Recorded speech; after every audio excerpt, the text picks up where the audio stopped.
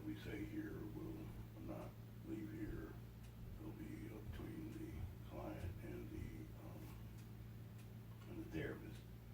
There are a few exceptions if we feel as though you are going to do harm to someone or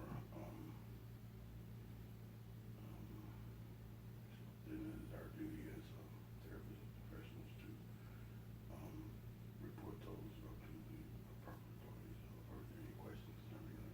No. Any issues? Okay. So this said the second video will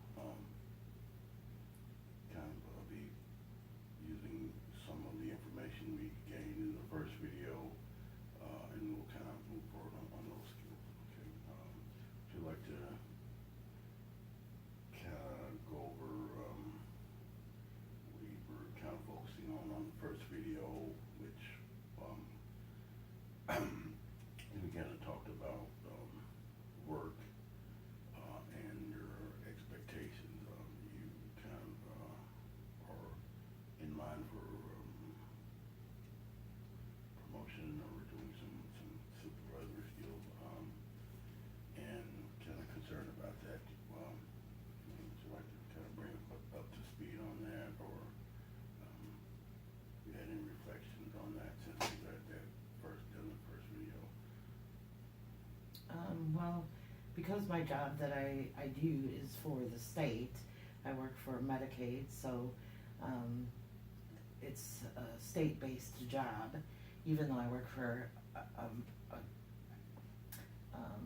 insurance company. There's a possibility that when there's a new election and if a different party would get into office, that they would try to disband the insurance companies and doing the work that we're doing now and trying to give it back to the states or give it to the hospitals instead of the insurance companies. So I have a little bit of fear of job security right now, which when I talked to my manager, she tried really hard to make me not fear that. Okay. So you're feeling a little afraid of job security? Yes. Yes. Okay. And so what are some ways that you feel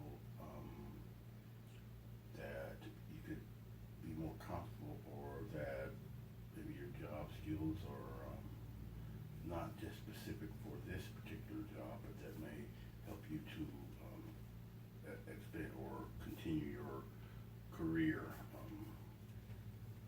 Well, like my boss said to me on the phone when we were talking about it, if the MCOs would dismantle, like there's a possibility of it, she would retire. She would not go anywhere else.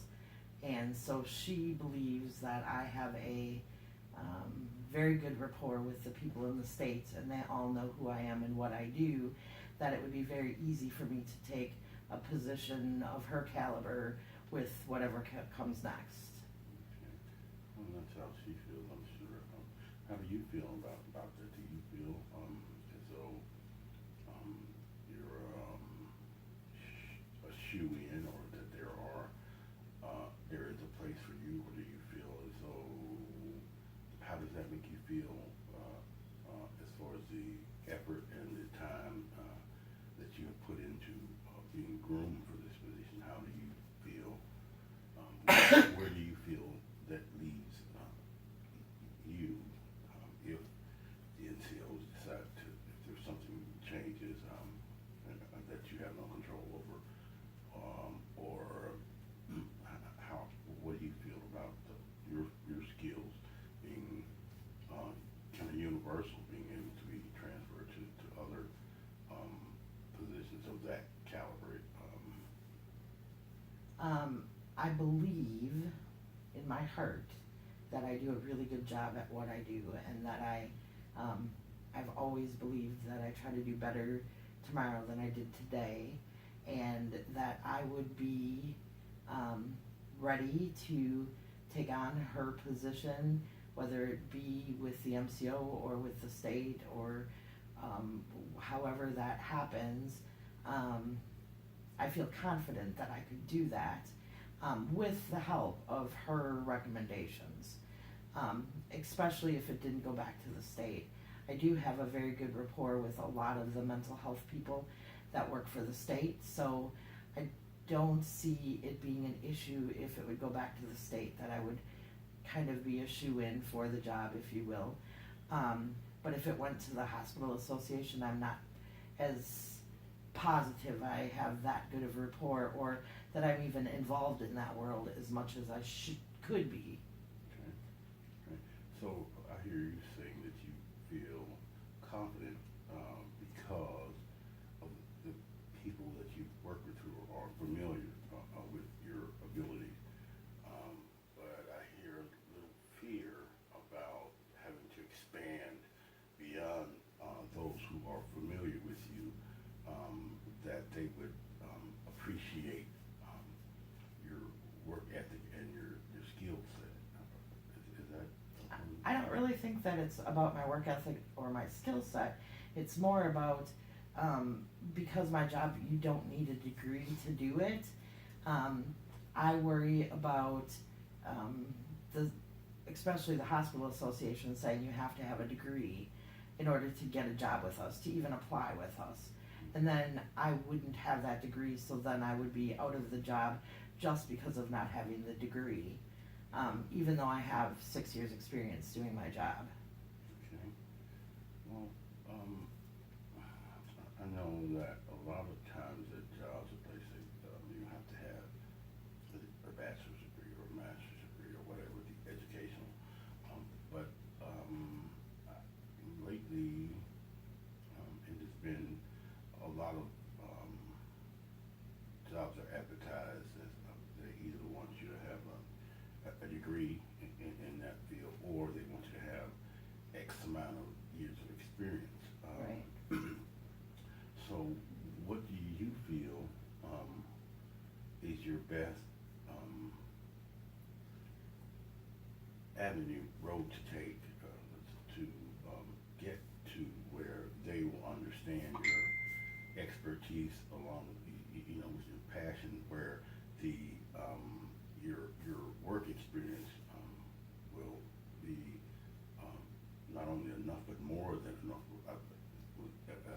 supersede any educational that's possible. A lot of times education, people are educated, they are for situations and they don't actually have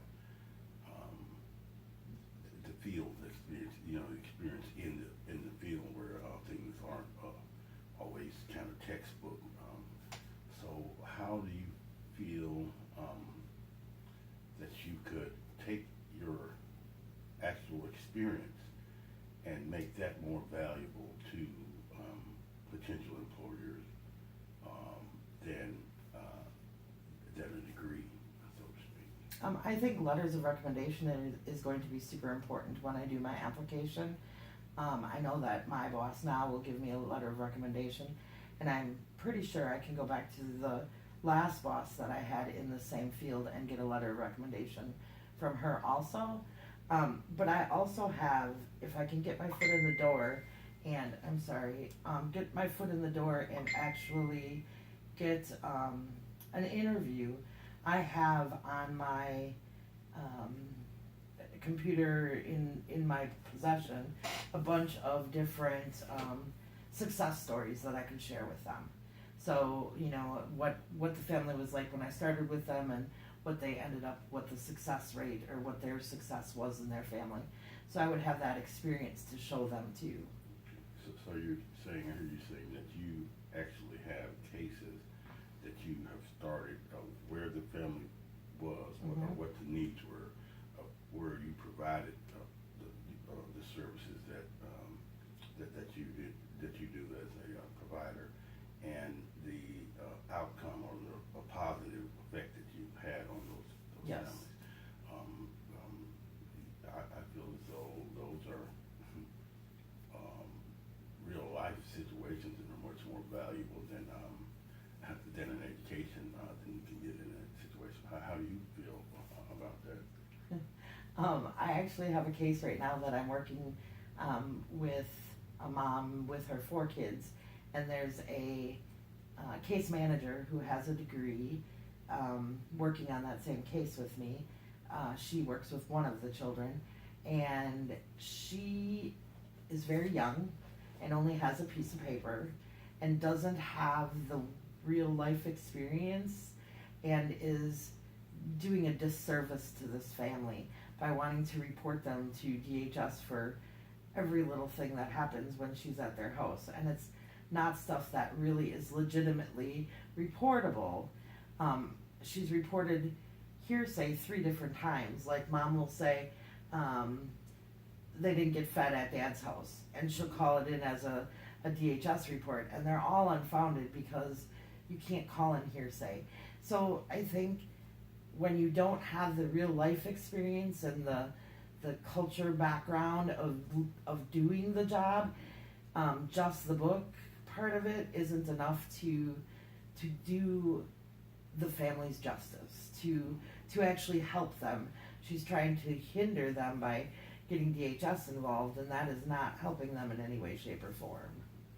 I hear you saying that this, we'll call them the student, we'll refer to them as student, based on their educational background. And as we were discussing earlier, a lot of times, and when educating young potential workers, we educate them on what the exceptions, the things that happen, so a lot of times they may go in looking for this textbook scenario, when in reality, as you said before, they feel as though they're creating more problems, looking for something that's not really, they're trying to make the case fit their scenarios that they've been given. Well, So, go ahead. if I can, like, the first time she met them with me there, she had met with them before, but the first time she asked me to be there when she was with them,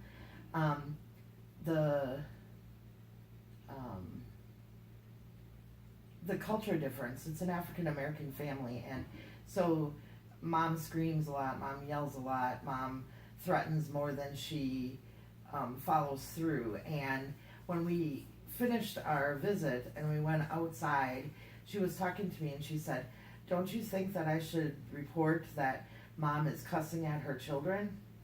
And I was like, that isn't anything that's reportable. And then she said, "I would never raise my kids like that." And I said, that's the problem you have, is you're trying to fit them into your mold of what you think a family should be, but they're not the same as you. You know, they weren't raised the same way you were raised. This is their culture, and this is what's norm in their culture. So you have to learn more about the cultures. So I hear you saying that from your experience you found that it more you're able to adjust to the needs of the individual, and also their history, their culture has a lot to do with the way things are done, which is very important. Something that, although it is something that's pointed out in the educational setting, it's kind of difficult to really understand the difference in the cultures and what is acceptable and what's not acceptable, what's may be abnormal to in one cultural setting may be perfectly normal in the other. So I also heard you say that this student, as we referred to earlier, called you specifically and asked kind of your opinion or your advice based on this. So how does that make you feel? It's saying that maybe the student may get the job based on their education, whereas in, we'll say, the real world, in this real scenario, the student actually called you to ask you for your advice. Does that? that happens a lot. That is probably 40% of my job is people who have degrees calling me about a case that we are working together and asking my opinion of how to go, what avenue to go down to next. How to proceed. Yes, yes. I don't look at it as they make more money than me and they should know. I don't look at it as I should be angry because they have a degree and I don't. I look at it as anything I can do to help my families, I'm willing to do. So if it's talk to a case manager about culture, then it's my job, it's in my responsibility, in my opinion, to teach them the difference between cultures and to say, this is not the atypical mid-American middle-income house that you're dealing with. You know, when you're working with Medicaid, you're working with people of poverty, and I think that there's a lot of people who have a degree that forget or have never been in that position where they've needed Medicaid or needed help from the state, and so they don't understand it. They tend to look at it through what I call rose-colored glasses, where they're like, if they would just get a job and become part of society, they would be better, and that's not true in all instances. Okay.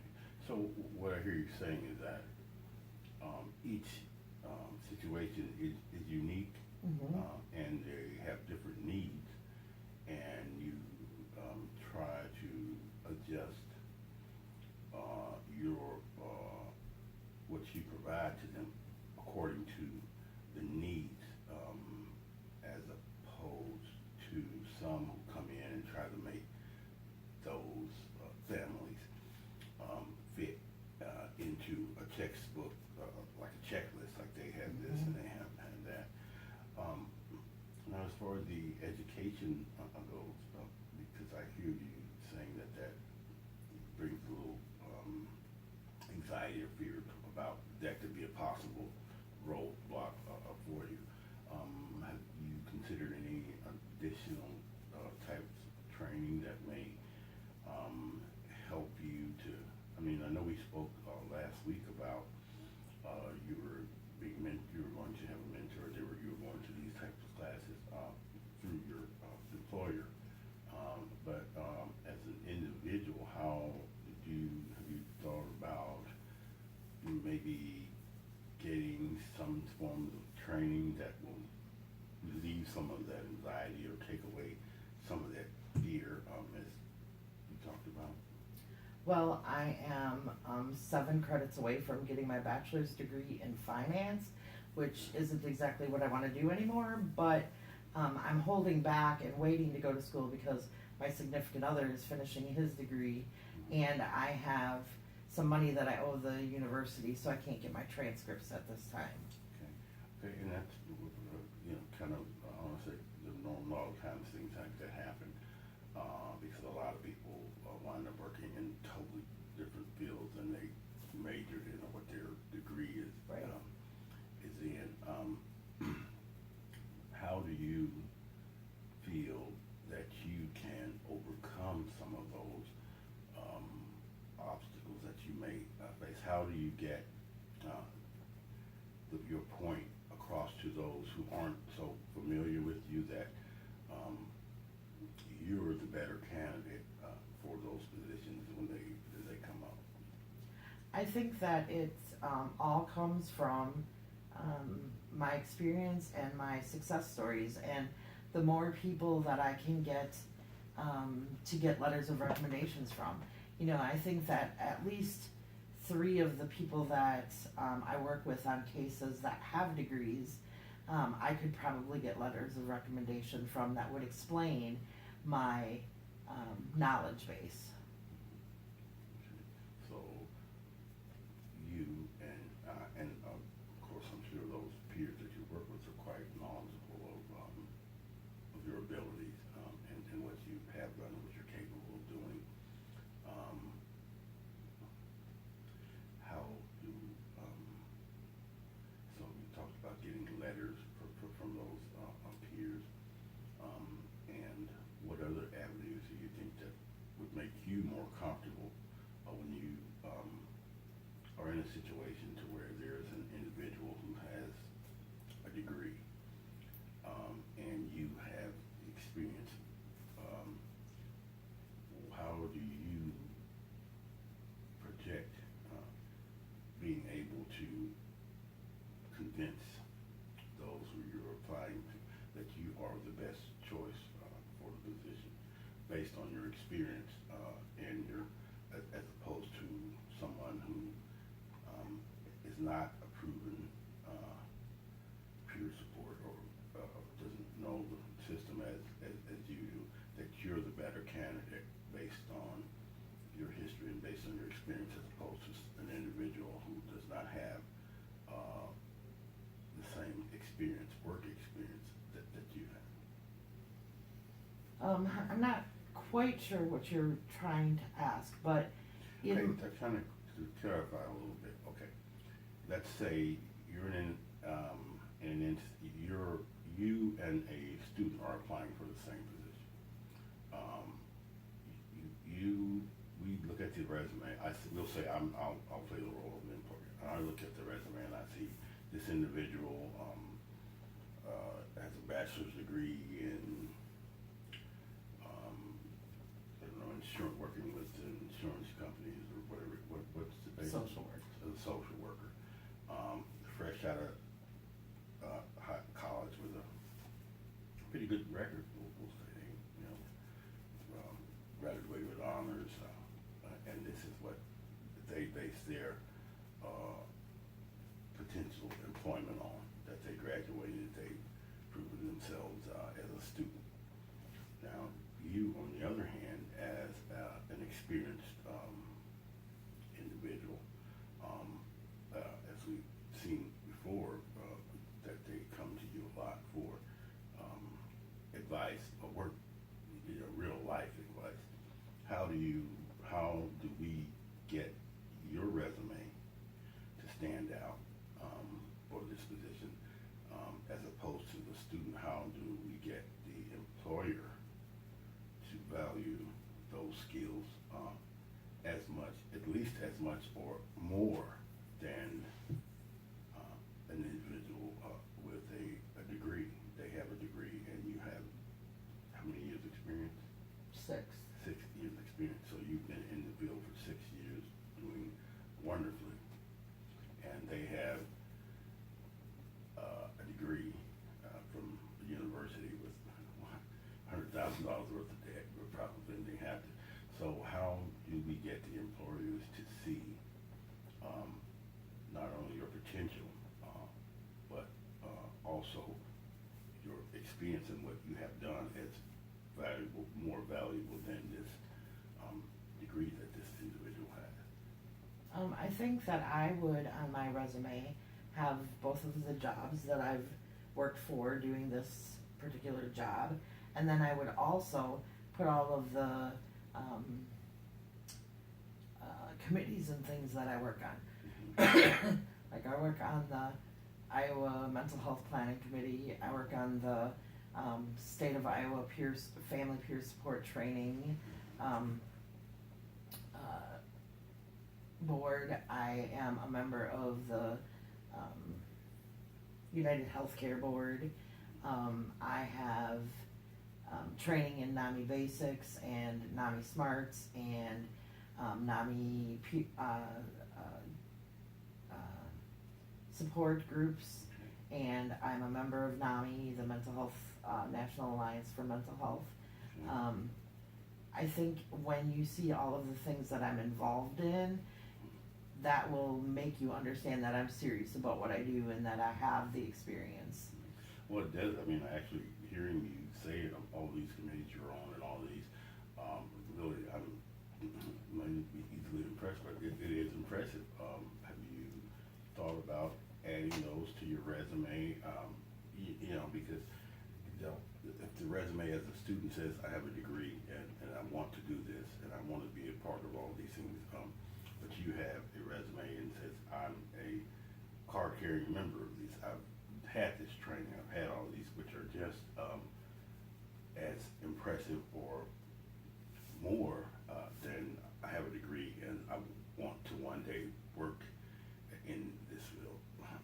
So on resumes, you know, like when you're a college graduate, on the bottom of your resume, you have all of the things that you did while you were in college. Like I was in this fraternity, I was in this group, I was in that group.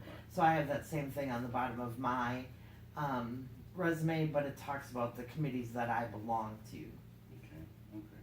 Well, it sounds really impressive. I mean, I'm sure we never know exactly which way those who are doing the interviews are going to lean or what the other things have. But I think what could help a lot with the anxiety or the fears is just kind of facing them and sharing with those potential employers exactly as you shared with me about your experience and of course your passion for the job. I think that a lot of times individuals who have a major and they may go out in the real world and a lot of times they try and they go, I didn't think it was going to be like this, and that's why a lot of times people wind up working in different fields because they thought it was going to be just you're going to go out and save the world. In reality, they found out it's a tough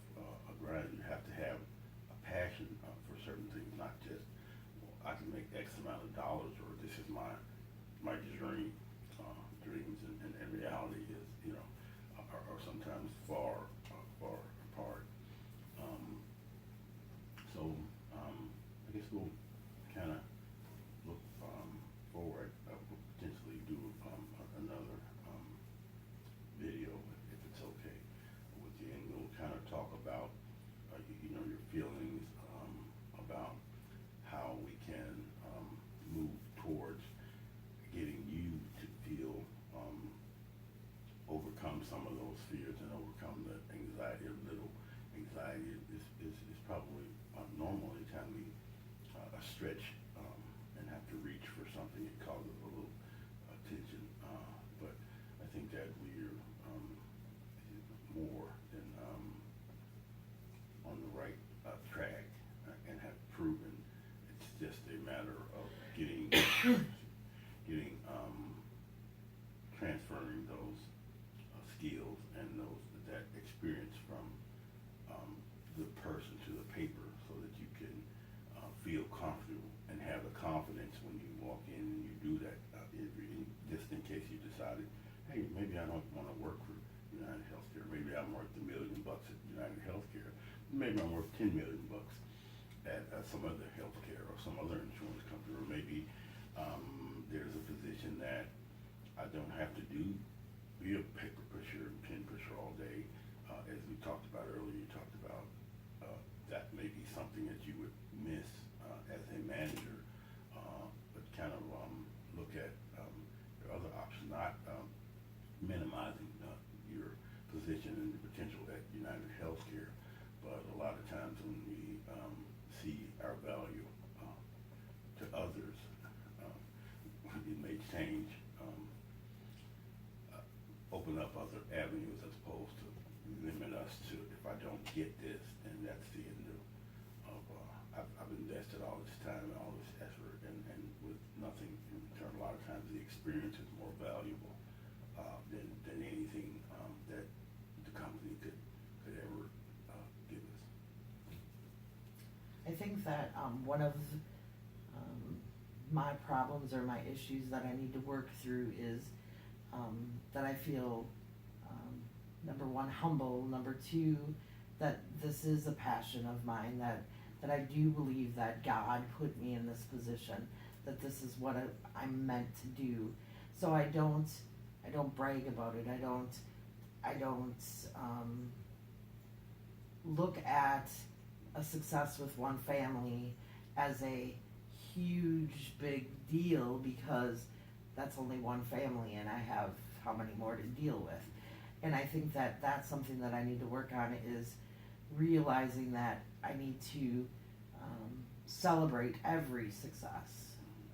Well, I think that you hit on an excellent point. You said you feel like God is in this and this is your calling, and I think a lot of times as individuals we don't infuse that into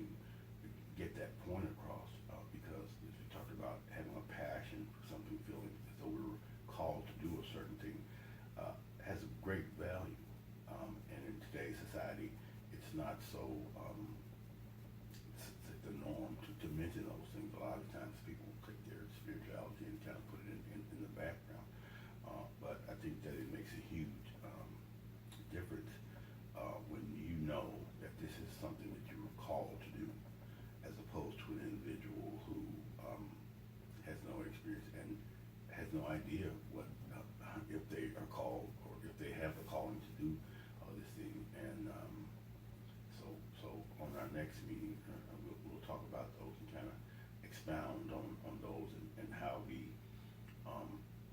as we are called to do certain things, we are given the certain skills to do them, and you have a certain confidence because we know that this is what we're called to do, as opposed to being lost on the ocean and trying to find my way when we already know our way. It should relieve a lot of tension and a lot of stress. Mhm. Okay. Wonderful. Thank you.